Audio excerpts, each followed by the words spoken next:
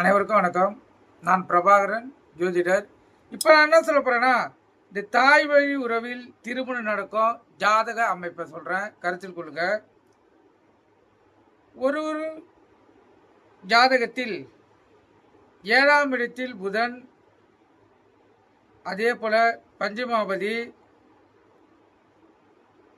பஞ்சமாபதினா லக்னத்திலிருந்து 5வது இடம், 5வது அதிபதி தான் பஞ்சமாபதி, கருத்தில் கொள்ளுங்க. அதே போல் லக்னத்திலிருந்து 4வது இடம், 4 கூடியவர் சந்திரன், கேது, சுக்கிரன் ஆகியோர்கள் சம்மதம் ஏற்பட்டால் தாய் வழி உறவில் அந்த ஜாதகருக்கு திருமணம் நடக்கும், கருத்தில் கொள்ளுங்க.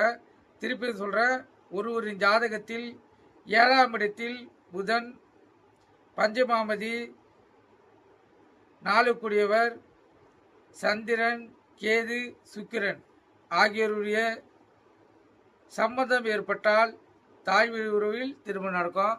சம்மதம்னா இணைந்திருப்பது, 7ஆம் பார்வையாக பார்ப்பது,